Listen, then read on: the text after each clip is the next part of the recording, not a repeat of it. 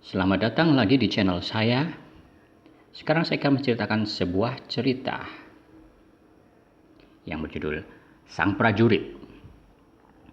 Sewaktu lahir, aku langsung diberi tugas sebagai seorang prajurit.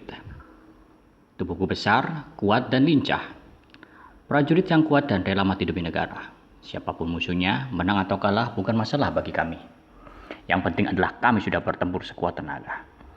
Namun ketika kami kalah, maka seluruh kota akan hancur. Jika kota hancur, maka negara tidak akan seimbang.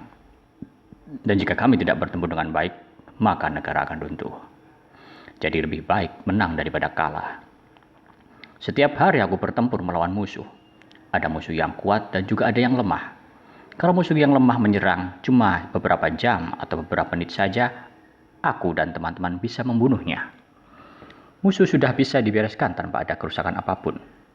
Bahkan ada musuh yang sangat lemah.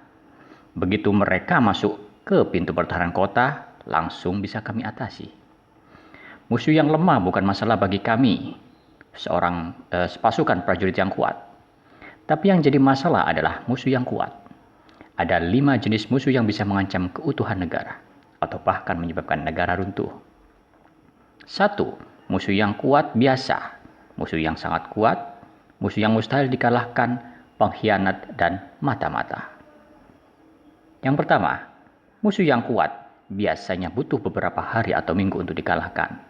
Jumlah mereka sangat banyak dan menyerang dengan serentak. Jadi serangan balasan harus kuat dan terpusat. Terkadang saking lamanya bertempur, persediaan makanan kami habis. Jadi kami bisa terpukul mundur dalam pertempuran. Tapi markas biasanya sudah tahu akan hal itu. Jadi ketika musuh berhasil memukul mundur pasukan kita, tiba-tiba pasukan yang lebih kuat dan lebih besar datang dari belakang membantu kami. Maka dalam sekali serang, musuh bisa dikalahkan. Musuh yang sangat kuat butuh waktu berminggu-minggu atau berbulan-bulan mengalahkan mereka. Jika suatu negara belum pernah diserang oleh musuh jenis ini, maka mereka akan menderita kekalahan yang sangat telak. Tidak jarang sekuat apapun pertahanan suatu negara, jika musuh jenis ini menyerang, maka negara akan runtuh. Tapi jika negara bersatu padu dan dengan sekuat tenaga, maka negara dapat bertahan dan membunuh musuh. Bisa jadi negara akan menang dan berhasil mengusir musuh. Meskipun begitu, negara mengalami kehancuran yang amat sangat. Tapi tidak apa-apa, kita punya waktu membangun negara kami. Dan dari situ negara kami belajar sistem pertahanan baru. Sistem pertahanan yang luar biasa kuat jika musuh jenis ini menyerang lagi, yaitu senjata yang bisa membunuh dan menghancurkan musuh dengan mudah. Jadi ketika musuh jenis ini menyerang lagi, tinggal keluarkan senjatanya dan bunuh mereka. Tidak sampai menembus garis pertahanan, maka musuh sudah mati. Tapi sayangnya, senjata ini cuma berlaku pada satu jenis musuh saja. Dan anehnya juga, ketika kami mendapatkan serangan musuh jenis yang sangat kuat, beberapa hari sebelumnya, kita mendapatkan contoh senjata aneh. Tidak tahu dari mana datangnya. Senjata ini kami perbanyak karena menurut pengalaman markas pertahanan, dengan munculnya senjata jenis baru, pasti akan ada musuh yang sangat kuat akan menyerang. Musuh yang mustahil dikalahkan. Musuh jenis ini bisa mengalahkan kami dengan mudah. Cuma dalam beberapa hari saja negara bisa runtuh. Mereka adalah jenis musuh yang besar, pintar, dan kuat. Cara menyerang mereka sangat cepat dan dari segala arah. Senjata andalan kami bahkan tidak bisa membunuh mereka. Kami terkadang muncul rasa takut ketika dalam beberapa hari berturut-turut muncul contoh jenis-jenis senjata baru. Senjata-senjata baru yang tidak tahu muncul dari mana segera kami perbanyak. Dengan munculnya senjata-senjata jenis baru ini, markas telah memperkirakan bentar lagi ada musuh yang sangat kuat dan mustahil dikalahkan akan muncul. Berikutnya, pengkhianat.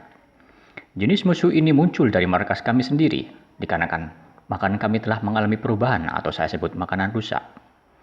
Makanan rusak yang kami makan sebenarnya bukan racun yang membunuh kami dari dalam. Ini adalah makanan yang meracuni pikiran kami.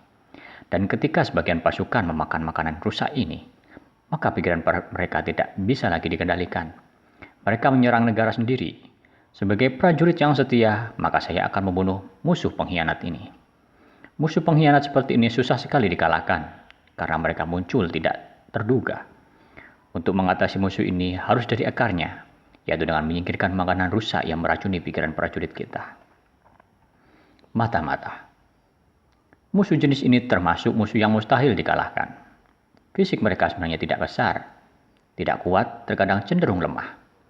Tapi mereka luar biasa pintar. Mereka tidak harus mengalahkan kami dengan bertempur langsung. Mereka merusak kami dari dalam. Sistem markas juga diambil alih. Pertahanan kami juga diambil alih dengan perlahan. Kerja mereka sangat lambat dan sabar. Kami tidak sadar kalau kami dibuat lemah. Saking pintarnya mereka, sampai ketika mereka siap menyerang dan sekali serang, tiba-tiba saja kami lumpuh, tidak bisa bergerak. Tidak hanya pada satu kota, tapi di semua kota prajurit sudah lumpuh.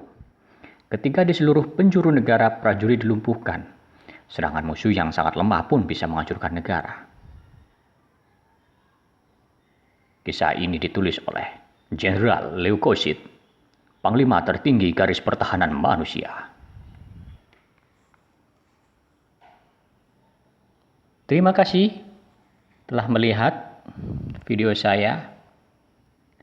Semoga Anda menyukainya dan jangan lupa subscribe, press comment, press like, dan berikan komen. Terima kasih.